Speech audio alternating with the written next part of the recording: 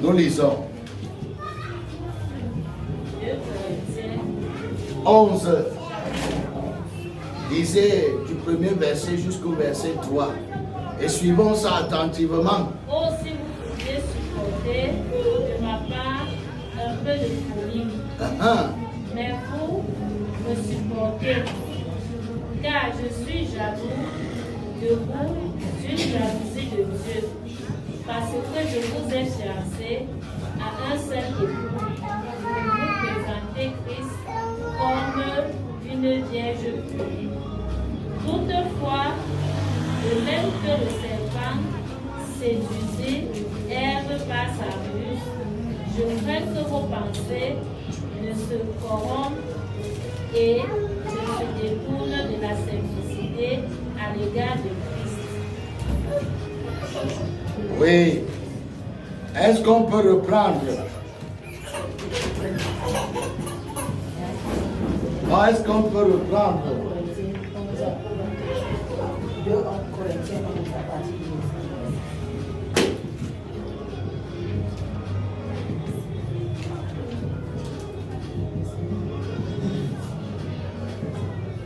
Or, si vous pouviez supporter de ma part un peu de folie, mais vous me supportez, car je suis jaloux de vous d'une jalousie de Dieu, parce que je vous ai fiancé à un seul époux pour vous présenter à Christ comme une vierge pure.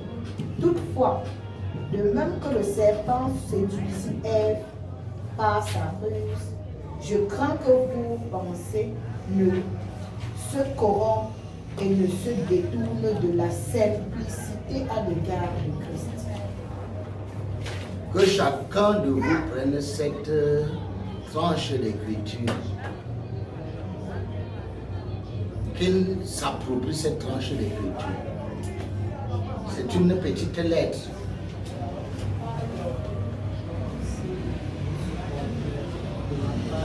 Si je ramenais ça, moi je dirais que je vous ai fiancé à un seul époux. Cet époux, c'est qui? C'est Jésus-Christ. Et je suis jaloux de vous, de la jalousie de Dieu. C'est avec jalousie que Dieu a mis son esprit en vous. Et il ne partage pas son honneur avec une autre. Moi, je suis convaincu que vous êtes les vrais fils de Dieu. Vous me suivez bien? Donc, ce que je vais partager avec vous, c'est parce que je suis, comme l'apôtre Paul a dit, jaloux de l'esprit que Dieu a chéri. Jaloux, je suis jaloux de l'esprit qui est en vous, de la jalousie de Dieu. Ça veut dire, j'aime ce que vous avez, j'aime ce que vous êtes. Ça, c'est ce que Dieu a tant aimé le monde. Il a préservé la vie de tous ceux qui croient, n'est-ce pas? C'est ce que fait toute personne qui aime son partenaire, n'est-ce pas? Quand vous aimez votre gars, quand il veut sortir, dis-moi comment il fait souvent. L'autre là, on n'aime pas qu'on prenne l'exemple là-bas, mais n'en demeure que c'est ça. Tu fais tout, tu vérifies comment il a porté, qu'est-ce qu'il a porté. Et viens ici, je t'arrange. C'est comme ça. Quand tu veux sortir, Dieu doit s'assurer de ta tenue, de ta posture. Si même tu as un discours à donner, tu dois savoir, tu vas même parler comment. Tout parent spirituel a cette jalousie envers ses enfants. Et c'est dans cette pensée-là que nous voulons partager ce que je vais partager avec vous. Nous allons continuer toujours dans la foi, la croyance et la foi. Maintenant, nous allons travailler en quelque sorte le mystère de la croyance, le mystère de la foi. Qu'est-ce qui est caché derrière? Qu'est-ce que vous ne comprenez pas? C'est bien, on a commencé à dévoiler. Mais parce que j'aimerais que vous soyez en activité désormais comme des chrétiens, c'est pourquoi au nom de Jésus-Christ, je souhaite que nous partageons ces choses-là qui semblent cachées. C'est dans les Saintes Écritures. Tu as ça dans ta Bible. Pourquoi tu n'as pas vu? C'est parce que tu n'as pas vu que ça paraît un mystère. Vous avez compris? Et si Dieu l'a dévoilé, il l'a dévoilé en cette circonstance pour que tu puisses t'en approprier. Puisque nous parlons, naturellement, quand vous lisez le programme, tourne tout autour de la foi et de la croyance. Puisque au ciel, rien ne paye quelque chose au ciel quand tu es né de nouveau si ce n'est ta croyance, par la foi. Vous êtes venu ici, vous allez acheter la maison avec quoi? La croyance. Même ce qui vous motive de sortir vos centimes de francs pour donner la libéralité gracieuse, vous croyez que c'est quoi? Qu'est-ce qui fait que tu sors l'argent pour sortir l'argent pour qu'on paye lui ici? C'est quelque chose que tu ne comprends pas. Mais qu'on appelle quoi? La croyance. Maintenant, il faut que tu comprennes ce qui est caché derrière. Et que tu prends ça de manière naturelle, tu agis avec. Écoutez, je vais vous apprendre à fonctionner comme des sorciers fonctionnent dans vos villages. Le sorcier vient souvent rester avec toi, il mange avec toi. Quand il est venu, il va venir te visiter la nuit. Quand il est en mission pour toi, il vient rester avec toi en journée. C'est comme si rien n'était. Mais ce qu'il fait de compliqué, il le fait aussi simplement que possible. Peut-être vous ne savez pas. Vous allez constater, il y a des garçons au village. Vous rêvez d'eux. C'est eux qui sont vos maris de nuit.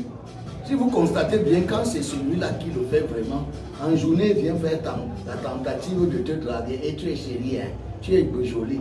Et autres, quand tu veux dire, laisse, quitte ici, petit enfant, et tu appelles qui est enfant. Ils ont toujours un point de contact physique comme ça pour opérer. Ils le font comment?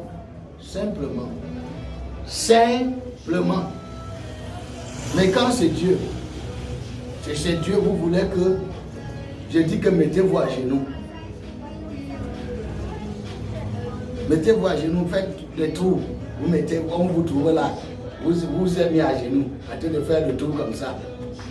Je dis que quand vous allez faire 5 tours à genoux, Dieu va opérer un miracle dans vos vies. Qui ne veut pas que Dieu opère le miracle dans sa vie? Tout le monde veut, non? Même celui qui ne marche pas va se mettre à genoux. C'est ça que l'homme aime, vous aimez les choses compliquées. Alors j'ai choisi ce passage que pour vous montrer que Dieu est simple. Jésus-Christ est simple. La parole de Dieu est simple. Tout ce qui est de Dieu n'est pas compliqué.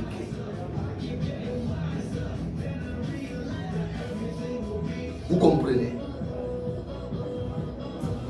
Est-ce que j'ai des talismans? Est-ce que j'ai les chaînes? Est-ce que j'ai porté même ma touche? C'est par moment quand il vient de ici, il dit que non, il fallait que je prends mon filateur, je pose. Je dis que je suis ambassadeur, pourquoi? Je suis le suis, c'est dans l'âme.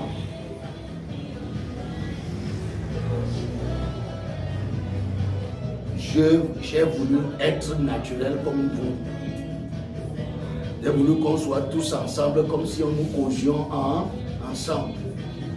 Croyez Dieu sur la base de Dieu a pris un homme au milieu de nous et l'a préparé pour nous communiquer quoi? Sa grâce.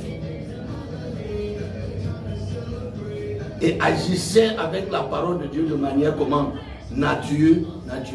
Je suis en ma bouche. Vous vouliez me voir, j'ai aussi les chaussures qui coûtent cher. Vous pouvez porter ça. Comme ça passe à travers le monde. Pour qu'on me voit plutôt avec les chaussures. Ce n'est pas Pointinini qui fait la foi. Ce n'est pas ça. Donc ce soir, je souhaite que vous preniez la chose de Dieu de haut niveau dans toute sa simplicité. Vous connaissez même comment s'opère le miracle de Dieu.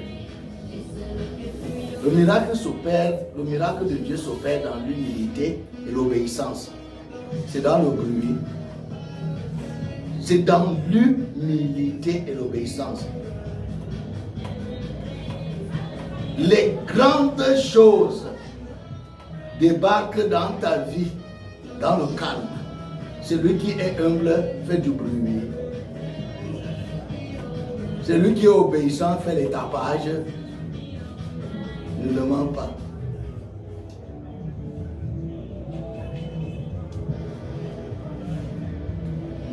N'attendez pas que vous tombez tous ici. À ce niveau, je connais comment on peut vous faire tomber. Je sais que si je mets le volume de la parole au degré 3, ça va quitter le cadre de quoi? De la chaleur que vous pouvez ressentir en vous. Ça entre dans le cadre de la manifestation. Est-ce que j'ai besoin que vous soyez en transe pour que Dieu soit vu comme Dieu? J'ai besoin que vous croyiez la parole de Dieu de manière saine. Et que vous déraciniez dans vos corps physiques. Vous détruisez ces choses, ces bestioles spirituelles qui prétendent être les seigneurs dans vos vies. Est-ce qu'ils sont encore seigneurs? Je veux voir. Est-ce que ce qui t'a menacé au pied est encore ton seigneur? Tu vois, c'est un peu difficile. Il bouge encore les pieds. Est-ce que ça fait encore mal? Après, c'est là qu'il va dire qu'il est encore seigneur. Parce que je sens encore mal. Par la foi, il n'est plus seigneur. Hein? Oh, je dis que quoi? Par la foi, ce qui me faisait mal au pied n'est plus mon Seigneur. Ça veut dire qu'il ne me domine plus. Le mal là ne me domine plus. C'est ça la définition de la croyance, non? Vous êtes venu ici pourquoi? C'est pour que Dieu vous visite dans vos situations, non? Même Dieu, c'est Dieu qui vous a dit ça. Il dit, venez à moi, vous qui êtes fatigués et chargés. Et je vous donnerai du repos. Quand? Et déchargez-vous sur moi de tous vos fardeaux. Et moi, je prendrai soin de vous. Pour avoir du repos, il faut se déplacer, venir. Pour que Dieu prenne soin de toi, toi, tu dois faire quoi? Décharger. Décharger ton fardeau. Et je dis, si tu sors ici, sans avoir laissé ça ici, ce n'est pas sur moi, c'est à l'autel de Dieu. Si tu pars d'ici sans avoir laissé tous tes problèmes, même si c'est tout un quartier, même si c'est tout un village, même si c'est tout le Cameroun, pose-le ici là. Ne sors pas ici avec. Et c'est pour cela que je travaille ta foi.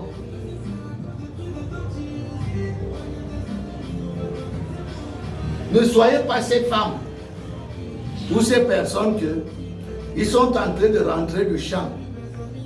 Mon pasteur nous apprenait ça. Une maman rentre du champ, elle est en route avec le fardeau sur la tête. Quelqu'un passe avec la voiture qui a la malle arrière, le bâcher, peut-être d'autres astuces. Et gars, et des maman entre, maman monte dans le Toyota, au lieu de laisser quoi? Le fardeau ou dans la malle arrière, il reste dans la voiture avec son fardeau sur la tête. La voiture roule. On l'a aidé en quoi? Le secousse peut même te casser même le cou. Après il va dire, vraiment mon fils, merci. Hein. Si tu n'avais pas porté, je crois que j'allais mourir. Tellement que la chose est si pince. Est-ce qu'il a déchargé son fardeau? Pourtant, il pouvait faire comment? Donc ne soyez pas dans la barque de Dieu. Ne venez pas rester 3 jours ici. Gardez quoi? Gardant quoi? Gardant vous-même vos propres quoi? Gardant vous-même vos propres problèmes. Ne venez pas. C'est pourquoi nous allons travailler quoi? Encore sur le mystère de la croyance. Ne soyez pas de ceux qui sont venus ici là et qui partiront d'ici avec leur fardeau. Tout ce qu'on vous enseigne, c'est pour que quoi? Vous déchargez de tous vos fardeaux. Ne posez pas la question, ça va se passer comment? Je n'ai pas dit cite-moi. Je ne t'ai pas dit que bon, si je dis que tout ce qui t'arrive c'est à cause des péchés, que tu viens me réciter tes péchés. Tu as confessé le sauveur des péchés. Si tu as te confessé pour d'autres choses, pour que je te montre comment, quand tu as été pécheur, tu dois te comporter, attends un autre jour. Aujourd'hui, Dieu t'apprend le sauveur de qui? Des péchés. Que tu crois le sauveur des péchés et que tu descends, tu déposes au pied de sa croix quoi? Tous tes fardeaux.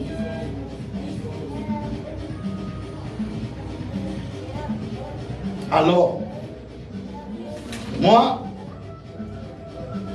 nous avons vu tout à l'heure sur la foi et la foi comme croyance, la foi comme quoi? La foi comme la foi. Et nous avons défini la croyance comme quoi? Une ferme assurance de choses qu'on, n'est-ce pas? Une démonstration de celles qu'on ne voit pas. Donc l'homme doit accepter mentalement et agir physiquement. Dites que pour croire, je dois accepter mentalement ce que Dieu dit et agir physiquement, c'est-à-dire sur le plan physique. Avec quoi? La parole de Dieu. On appelle la parole de Dieu à ce moment quoi? Les promesses. Je dois accepter les promesses. Dieu a dit, cependant, ce sont nos souffrances qu'il a portées. C'est de nos douleurs qu'il s'est chargé. Nous l'avons considéré comme puni, frappé de Dieu, humilié. Il a été blessé pour nos péchés, brisé pour nos iniquités. Le châtiment qui nous donne la paix est tombé sur lui. Et c'est par ces meurtrissures que nous sommes guéris. Tu viens, lui dis que j'ai les palus.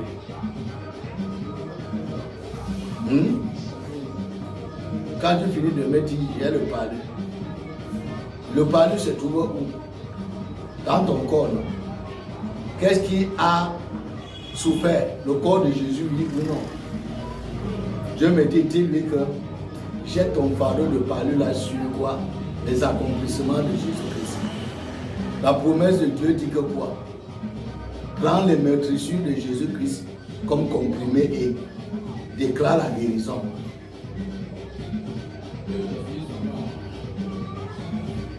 Qu'est-ce qui garantit ta guérison? C'est le fait que tu prends quoi? La promesse autour de la guérison par les meurtrissures de Jésus-Christ, comme quoi? Tu prends le comprimé. Et qu'est-ce qui fait la difficulté de l'homme? La difficulté de l'homme chrétien au niveau de ses sens est ce qui traduit la croyance. Je dis ça comment? Le comprimé. On était tout à l'heure chez acheter tes comprimés. Tu as pris ça. Quand tu as vu ça, tu as eu confiance. C'est ça, n'est-ce pas, non? Mais est-ce que tu vois physiquement les meurtrissures de Jésus-Christ? Voilà le problème. Et ce problème, pour résoudre ça, Dieu dit que quoi? Une ferme assurance de choses qu'on espère. Une forte acceptation que ce qu'il dit est plus valable que le comprimé que je viens de prendre. Est-ce que tu peux faire ça? C'est ce que Dieu te demande. Pourquoi? Quand je dis mystère de croyance, ou bien la croyance est l'opération des miracles. Comment croire au miracle? On croit au miracle en acceptant. L'acceptation ici devient comme on dit dans Ésaïe 55, verset 1. Venez acheter sans rien payer. Venez faire comment? Peut-être que c'est la première fois que vous écoutez. Venez acheter sans argent. Sans argent, sans rien payer. La croyance, c'est quoi? Acheter la guérison sans argent, sans rien payer.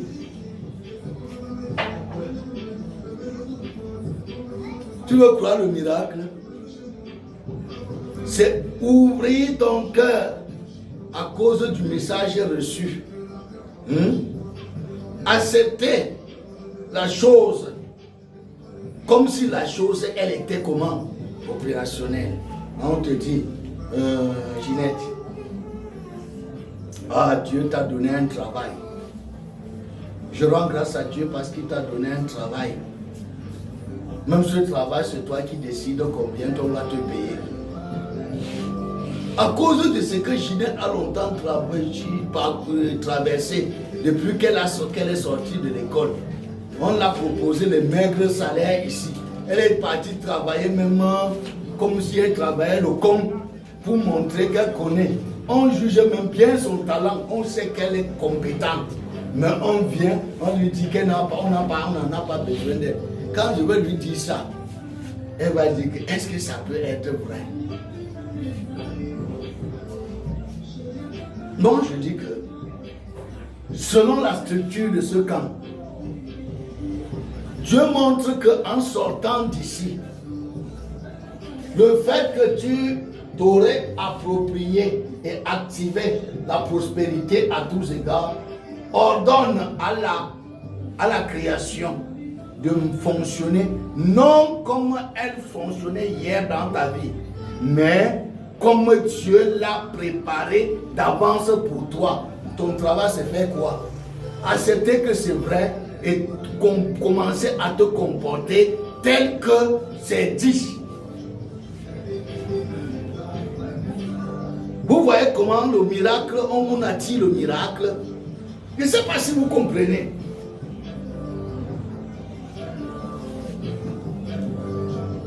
Et il attendait que je les cite encore plusieurs versets. J'explique ce que nous avons. Tout à l'heure, j'ai dit, nous avons travaillé les définitions.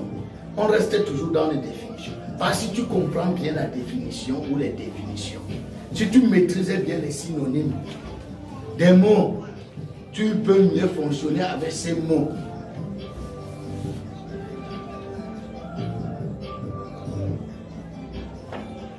Le miracle se cache dans quoi? Ton attitude mentale à accepter la chose sans toutefois la palper et à te comporter avec ce que tu crois avoir comme si la chose était entre tes mains. C'est ici que part le miracle. Peut-être à partir de là, je vais vous montrer. Et c'était vraiment un miracle. Il y a une histoire dans la Bible, je ne veux pas lire l'autre là pour vous. Je prends cette histoire parce que c'est plein d'obstacles. Pour que vous voyez qu'est-ce qui fait obstacle dans votre réception. C'est un malade qui a été malade pendant plusieurs années. Alors Jésus est en train de passer dans cette ville. Il séjournait dans cette ville. Il n'était plus en plein air. Il était dans une maison. Qu'est-ce qui s'est passé? Les gens ont lui parlé de Jésus. L'homme qui guérit là, il est en train de passer, il doit dormir à Hawaï, au premier étage. Cette personne, depuis plusieurs années, ne quittait pas le lit. C'est les gens qui étaient comme des gardes malades qui vont le porter sur quoi? Sur les placards. Ça veut dire qu'il ne pouvait pas. Quand il arrive, tellement le monde est là, qu'il n'y a pas là où ils peuvent passer avec le malade. Ils ont préféré faire traverser le malade par la toiture. faire descendre le malade jusqu'à le placer là où Jésus était. Vous voyez les obstacles. Sur le plan physique, c'était facile. Ce n'est pas leur maison où on n'a pas dit que la toiture était ouverte. Ils ont préféré, c'est-à-dire que quoi? Garder la maison de la personne pourvu qu'eux, ils voient qui? Jésus-Christ, que le malade arrive là où Jésus était. Quand on a amené le malade, vous allez voir, Jésus va dire une seule chose. Et c'est ça qui fait que je vous raconte cette histoire. Le seul mot que Jésus va dire, ta foi, votre foi. C'est sur la foi de ces personnes et du malade qui va faire que Jésus lui dit, lève-toi, prends ton lit et pars. Le malade va faire comment? Il va prendre son lit, il va partir. Quels sont tes obstacles qui empêchent que tu crois? C'est le nombre d'années, c'est la maltraitance. C'est parce que toutefois quand tu es sorti le matin pour aller, tellement tu as subi des expériences très fâcheuses que tu ne penses plus que c'est possible. On a fait même jusqu'à ce que dans ta tête, voici comment tu t'appelles. Tu as peur même de parler au milieu des gens. J'ai le sang du maquereau. Mon Dieu, j'ai le sang de Jésus-Christ. Tout le monde m'aime, même mes ennemis m'aiment. Moi, je n'ai pas le sang du maquereau. Si vous avez le sang du maquereau, on dit que le sang du maquereau est noir. Tout le monde déteste ce sang. La vie nous a toujours déjà amenés à ce niveau, non? J'ai le sang du maquereau. Tu dois transcender toutes ces choses. Tu peux le transcender. Pourquoi je dis ça? Parce que j'étais enseigné la croyance qui est au niveau des 5 sens, qui travaille au niveau des 5 sens. Comme acte que tu poses, acte mental que tu poses, de manière comment? Consciente et délibérée, avec la certitude, l'entière conviction que ce que j'espère là, je l'ai déjà. Parce que quoi? Il est impossible que Dieu dise quelque chose et ne l'accomplit pas. Qu'est-ce qui peut faire ta force? Je suis fils de Dieu. En moi vit quelque chose qui me donne quoi? La capacité d'accepter mentalement et de voir la chose. Cette chose, c'est quoi? La foi. Capacité spirituelle de Jésus-Christ donnée à qui? À celui qui est né de nouveau. Donné par qui? Par Dieu à celui qui est né de nouveau. Cette capacité le pousse à croire l'impossible dans sa vie et voir l'impossible arriver. C'est bon? C'est bon? Vous avez compris? Alors je vais vous citer le message tel que Dieu m'a donné ce jour-là.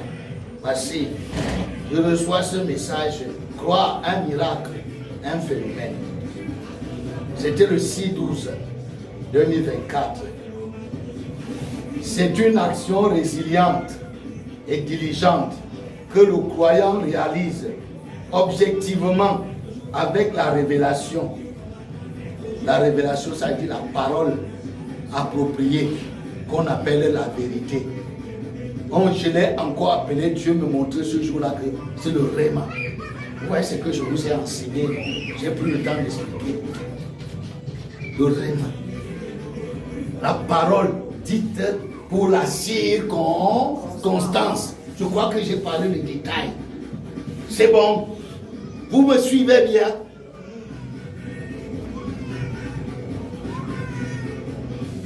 Le Réma reçu dans une situation, pour un programme, un projet ou une mission appropriée et précise. C'est tout ce que je viens de vous raconter, non? étudier Jean 11. Je vais vous raconter donc l'histoire de Jean 11. Jésus-Christ est en train là, il est là. Il est là. Après on vient dire à Jésus, Lazare ton ami est mort. Il dit que j'irai. Il fait encore 4 jours avant d'arriver là où Lazare est. Quand il arrive, Lazare a déjà fait combien de jours? 4 jours où sa soeur sort. La première qui vient la rencontrer dit que si tu étais là, mon frère n'allait pas mourir. Pendant qu'il se lamente et dit, ne t'ai-je pas dit, si tu crois, tu verras la gloire. Qu'est-ce que Jésus-Christ a dit? Si tu crois. Donc, quand je t'ai expliqué tout ceci, c'est pour dire que si tu peux croire, le phénomène qui s'est passé dans la vie de Lazare va se passer dans ta vie. L'histoire autour de Lazare n'est pas pour que tu écoutes, tu applaudis Jésus. L'histoire autour de Lazare veut dire Lazare est comme toi. Il était comme toi. Lui, il était mort physiquement. Toi, tes activités sont mortes. Tes affaires ne marchent pas, c'est différent de la mort. Tu fais des choses, ça ne marche pas, c'est mort ou ce n'est pas mort. C'est mort. Mais c'est vous qui devrez voir. Moi, je crois. Je vous enseigne parce que je crois. Je vous dévoile ce phénomène parce que je crois que si vous croyez, vous recevez. Moi, je ne suis pas en train de blaguer. Peut-être elle me connaît. Elle lui dit que, vous savez, sur la base de combien j'ai organisé cette rencontre. C'est la base de combien? Une seule personne, moi et Dieu. J'avais dit quand j'ai mis le programme, si je suis seul, je vais passer 3 jours. Parce que je sais. Et peut-être je vais vous montrer le jour que Dieu me confirme ces choses qu'il envoie quelqu'un de loin. Il envoie le garçon-ci. Et j'ai tout compris. Je ne suis pas en train de blaguer avec vous. Si vous êtes venu vous asseoir pour jouer, si vous sortez ici, l'année prochaine, à cette même période, vos situations n'ont pas changé, je vais vous chasser. Je vous dis la vérité. Moi, je sais. Je suis convaincu de ce que Dieu a déposé dans ce programme. Et si vous ne revenez pas en vous, vraiment, vous allez perdre. Étudiez bien. Je dis, crois. Miracle et phénomène. Crois un miracle et un phénomène. Tu n'es pas venu ici pour rentrer les mêmes vides. Si tu rentres les mêmes vides, c'est toi qui aurais voulu. Seul le fils de la perdition partira le même vide ici. Peut-être parce que vous voyez, on cause, on fait ceci. Je ne suis pas la personne que vous croyez. Je suis la personne que Dieu a dit que je suis. J'ai ce que Dieu a dit que j'ai. Et je sais ce que Dieu a déposé. Ça passe ou ça casse. Ta situation change si tu crois.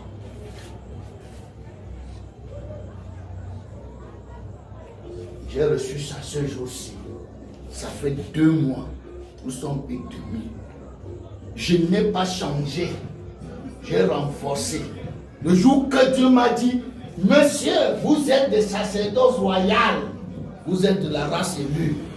J'ai dit oui. Je ne suis pas en train de blaguer. Je n'ai pas besoin que tu aies diversé dans ton cœur pour connaître. J'ai besoin de ta bonne volonté, de ta bonne disponibilité à écouter quoi? Le message de Dieu. Et ça les fait tomber sans savoir qu'ils sont tombés. Ne tombez pas. Croyez plutôt. Le paralytique a cru et il s'est levé. Il a pris son lit. Jésus a dit, prends ton lit et pars. Lazare était mort. Alors, au nom de Jésus-Christ, tous ceux qui sont arrivés ici, vous êtes arrivés morts dans tout ce qui était fait. Dieu ressuscite à travers ce programme ce qui a été tué en vous. Si tu sors ici, tu ne fais rien. C'est que c'est toi qui n'aurais pas voulu le faire. Et personne, je ne serai pas redevable aussi ainsi que Dieu. Donc c'est une nécessité de reformer, formater votre intelligence. N'attendez pas longtemps. Faites-le à partir de cet instant. C'est pas compliqué. C'est dans la simplicité. Et la simplicité, elle est opérationnelle par votre humilité. Et l'humilité se manifeste lorsque je t'enlève de ma tête toute considération. Les premiers démons qui bloquent la croyance, c'est je suis catholique, je suis born again, je suis adventiste, foutaise, double foutaise, triple foutaise, catholique, protestant, born again n'apporte pas la vie éternelle. C'est Jésus-Christ. Jésus-Christ crucifié. C'est les accomplissements de Jésus-Christ. C'est la foi en Christ qui donne quoi? L'affranchissement. C'est compris.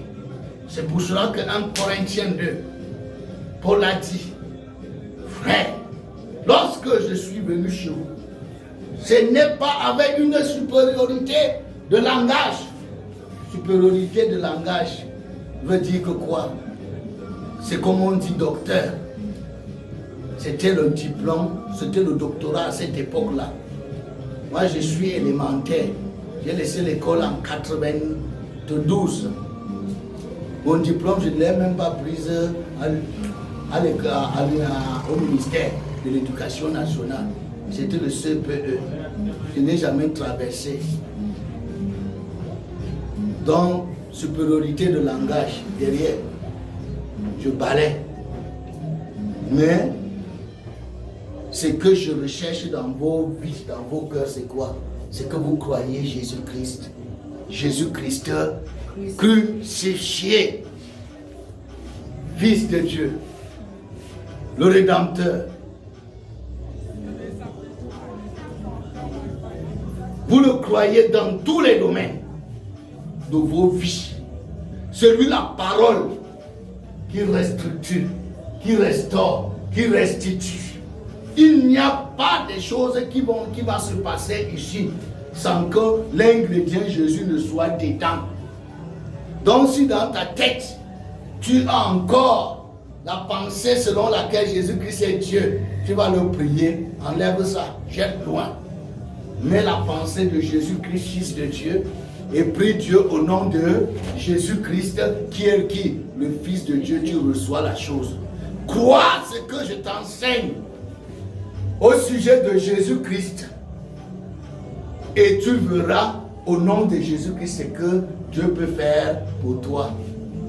Ce qui a permis à Jésus d'opérer, c'est la croyance des gens qui l'accompagnaient ou qui trouvaient quand ils étaient dans les difficultés. C'est pourquoi l'apôtre Paul disait qu'il est jaloux de vous, de par la jalousie quoi, de Dieu. L'esprit qui est en vous le rend jaloux de vous. Pas parce qu'il veut que vous soyez détruits, mais que cet esprit soit préservé. Ça veut dire qu'il vous aime tellement qu'il ne veut plus que vous soyez des esclaves. Parce que ce n'est pas pourquoi la servitude que vous avez reçue, l'esprit de Dieu. C'est pour votre affranchissement que vous avez.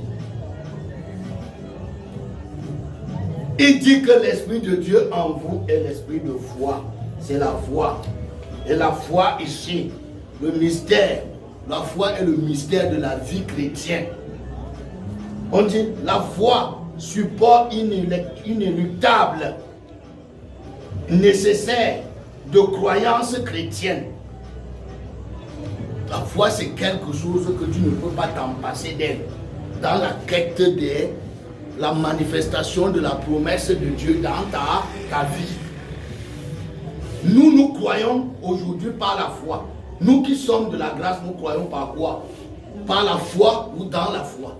Ça veut dire, c'est la capacité spirituelle de Jésus-Christ en nous qui nous pousse à accepter mentalement quelque chose que nous n'avons pas vu, à concevoir que nous avons la chose, ou du moins à contempler la chose effective dans nos vies avant qu'elle ne s'effectue. D'accord? Donc c'est quelque chose qui est indispensable. Pour qu'elle soit indispensable de manière consciente, il faut que toi tu sois comment? Au courant que la foi de Dieu et ou la foi de Jésus-Christ est où? En toi. Elle est opérationnelle. Voilà pourquoi on dit, la Bible dit que quoi? Christ en vous, l'espérance de la gloire. On dit le mystère caché de tous les temps et de tous les âges, mais que Dieu a révélé à ceux qui l'aiment, à savoir Christ. Christ où? Au-dedans de moi. Dans le jour que j'ai dit Jésus-Christ, tu es le Seigneur de ma vie, je crois dans mon cœur que Dieu t'a ressuscité de mort. Qu'est-ce que j'ai reçu? Christ en moi. J'ai reçu quoi? Christ en moi. Qu'on appelle quoi? La foi. Ou Christ en moi, qui contient quoi? La foi. Qui contient quoi? La capacité spirituelle de Jésus-Christ. Cette foi est un support inéluctable, nécessaire et même indispensable pour le chrétien. Que le chrétien doit avoir, ou bien dans la vie du chrétien. Tu ne peux pas croire sans quoi? Sans la foi en nous dans le temps de à notre ère de grâce qui dit le contraire. Est-ce que vous me suivez bien? Est-ce que ça vous dit quelque chose? Oui. Alors, vous voulez déraciner les forteresses. Tiens-toi sur Christ. Dis que je me tiens sur Christ. C'est la base de ma croyance. Et je démonte l'adversaire dans ma vie. Au nom de Jésus-Christ. Vous venez d'exercer quoi?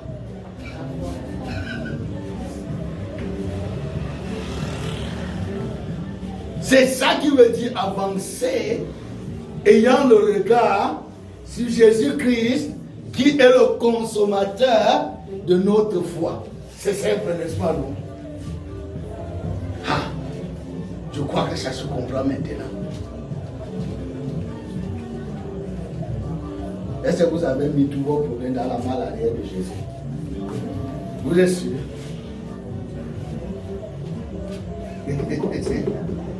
Il faut et le faut. Il le faut parce que ça garantit de la recevabilité, la foi. La foi, j'insiste, la foi. Nous l'avons divisé. Foi, pistis, qui est croyance, pistis, qui est foi. Nous les avons définis, n'est-ce pas? Nous avons fait un assemblage de quoi? De foi et de croyance, selon leur disposition dans le fonctionnement de la vie chrétienne. C'est ça que je viens de faire maintenant. Dites ça, c'est bon. C'est bon, trop bon. On a fait. On les a tous démontés d'abord pour les construire. Doucement, doucement. Ça passe bien. Maintenant, qu'est-ce que je dois faire? Je dois tenir, désormais me tenir dans toute opération chrétienne. Quand je vais faire, je me tiens sur quoi? La foi. Pour agir. Ce qui me convainc que le sorcier ne peut pas me manger. Je me tiens sur la foi. Christ en moi t'interdit. Christ en moi veut dire petit garçon. Celui qui est en toi est plus grand que celui qui est dans nous. Qu'est-ce qui est en moi? La foi. Dis que ce qui est en moi, c'est la foi. Ce qui est en moi, c'est la foi. Je l'ai par le Christ en moi. Je l'ai par le Christ. L'Esprit de Dieu en moi L'Esprit de Dieu en moi me rend capable de résister au diable. Et il fuira loin de moi. Vous comprenez pourquoi dans 1 Pierre on a dit résistez au diable et il fuira comment? Vous verrez encore, il a dit soyez sobres, veillez et priez. On disait, Pierre disait ça pourquoi? Il disait ça à qui? À ceux qui ont reçu la capacité de rester comment? Sobres et éveillés. Christ en toi, c'est un paquet de tout. On l'appelle encore la plénitude de la divinité de Dieu. Colossiens 2. Voilà ce que contient Christ en toi. Colossiens 2, 9 et 10. Lisez sa voix. C'est bon? Ça coule? Est-ce que tu as perdu le temps? Colossiens 2, 9 et 10. Lisez sa voix. Car en lui habite corporellement toute la plénitude de la divinité. Vous avez tout pleinement en lui qui est le chef de toute domination et de toute autorité. En Christ en moi, dites que en Christ en moi, habite toute la plénitude de la divinité de Dieu. Ça se dit, c'est moi qui ai dit ou bien ça se dit dans la Bible? Ça se dit dans la Bible. Et c'est pour ça que Dieu dit, par la bouche de l'apôtre Paul aux Colossiens, vous avez tout pleinement en qui? En Christ, qui est le chef de toute domination, de toute autorité, de toute principauté, de tout ce qui se meut sur la terre. Alors, si Dieu habite en Christ en toi, qu'est-ce que Satan peut te faire? Rien. Alors il faut commencer à minimiser ces petits feignants, les sorciers du village. Ils sont rien. Je ne le dis pas parce qu'on est ici, je vais vous rassurer. Le premier s'est levé contre moi ici là. On le trouve demain matin. Les fourmis sont en train de manger quoi? Ses oreilles, ce ne serait pas ma guerre. Parce que ce serait livré contre quoi? Contre le Saint-Esprit qui est où? En manifestation en moi. Là, alors il reçoit la dose normale. Peut-être vous ne savez pas. Chaque fois qu'on se réunit pour ces grandes choses, Satan est au rendez-vous. Il s'assied là, Dieu s'assied. Dieu est content au ciel parce que je suis en train de vanter quoi? C'est mérite. Satan dit que donc, quand je parle, je sais que c'est que je suis en train de dire. Je sais ce que ça vaut dans le monde comment? Spirituel.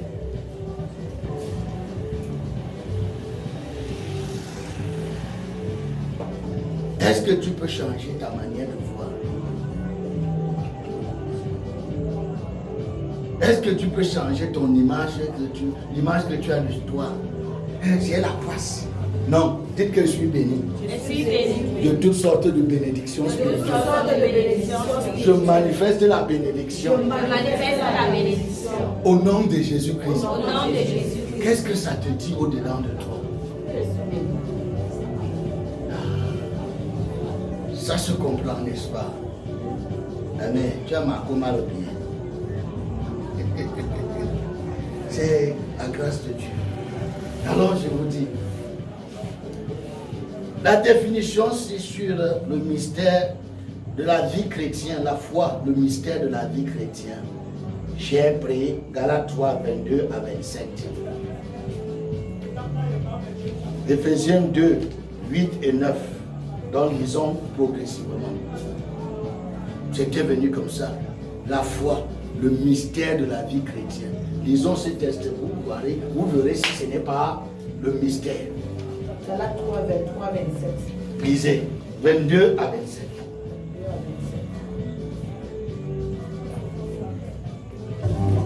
Galates 3, 22 à 27. Souffrez, on lit ça, lisez. Si vous n'êtes pas là, moi je lis. Mais l'Écriture a tout renfermé sous le péché, afin que ce qui avait été promis fût donné par la foi en Jésus-Christ à ceux qui croient. Tout ce qui nous a été promis nous est donné par quoi? La foi. Est-ce qu'on a dit que par la croyance? Continuez. Avant que la foi vînt, nous étions enfermés sous la garde de la loi, en vue de la foi qui devait être révélée. Ainsi, la loi a été comme un pédagogue pour nous conduire à Christ, afin que nous fussions justifiés par la foi. On est justifié par quoi? Par la foi. Continue. La foi étant venue, nous ne sommes plus sous ce pédagogue, car vous êtes tous fils de Dieu par la foi en Jésus. Nous sommes encore, ça c'est la 4e fois que le mot foi revient dans le même texte. Nous sommes tous fils de Dieu par quoi? Par la foi en Jésus-Christ. Est-ce qu'on a dit c'est par vos œuvres? Non. Est-ce qu'on a dit par vos pénitences? Je ne sais pas si ça se comprend. La foi devient le mystère, ne serait-ce qu'à partir de celui ou non.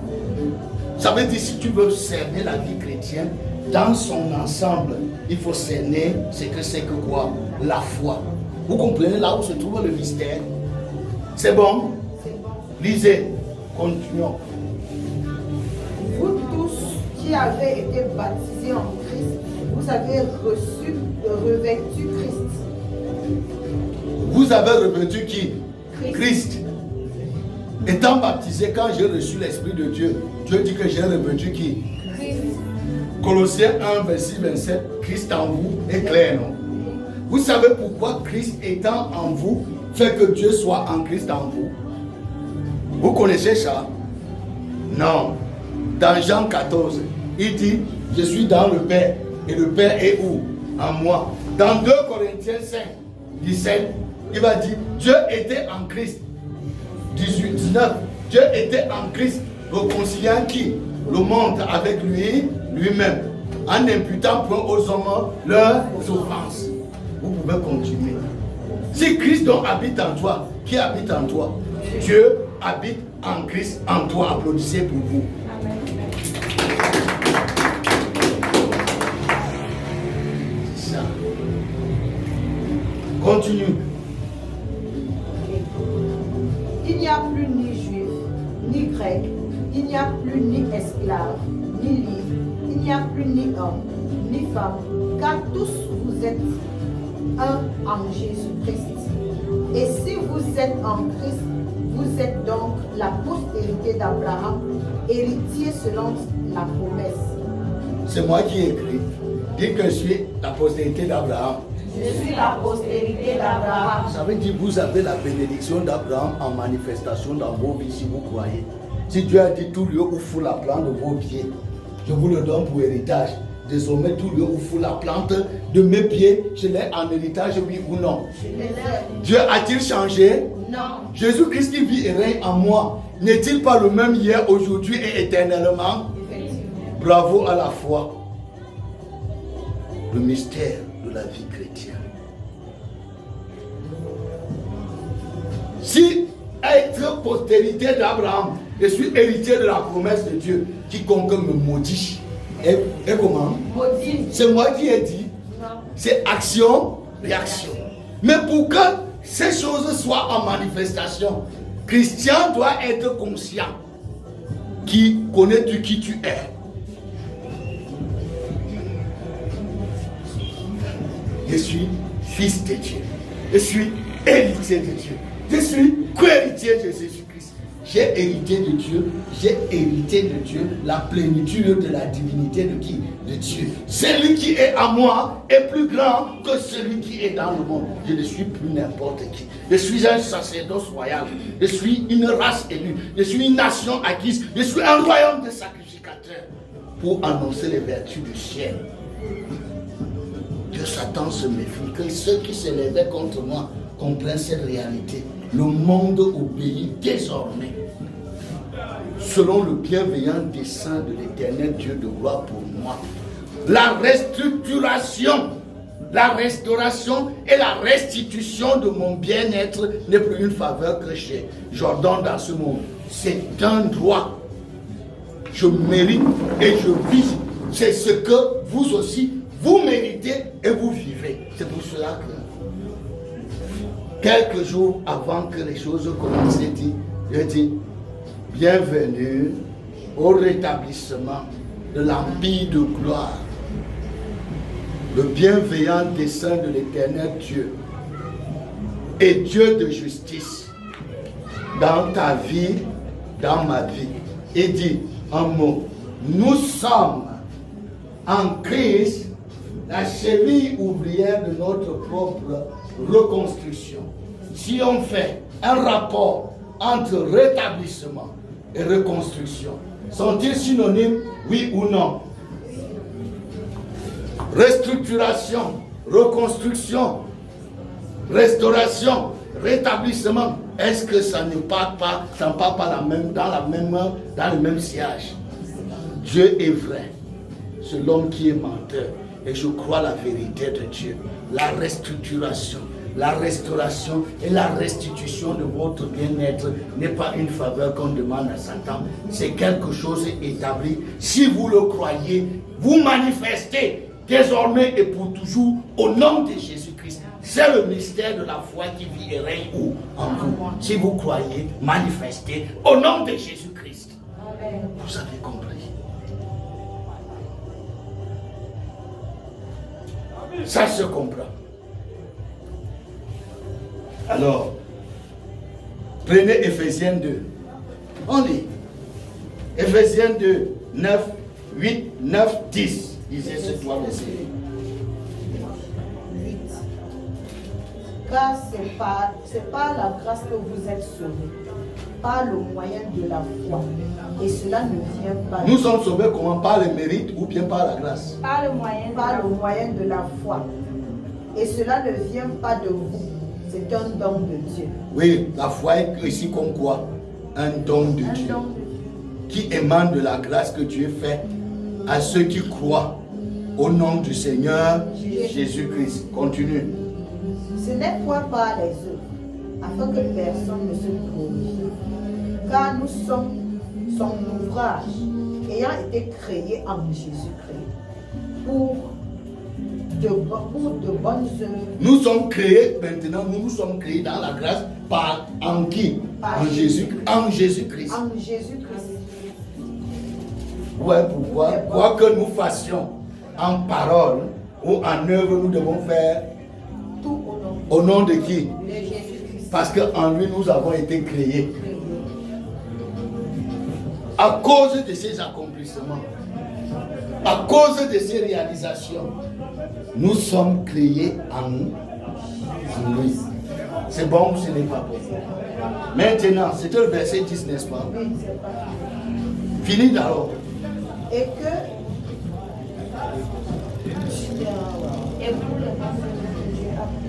pour les bonnes œuvres que Dieu a préparées d'avance afin que nous les pratiquions.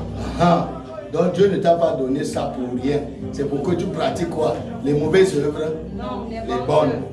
Maintenant, prenons 1 Corinthiens. Vous allez voir la foi encore là-bas comment? 1 Corinthiens 12, 9a. 1 Corinthiens 12, 9a.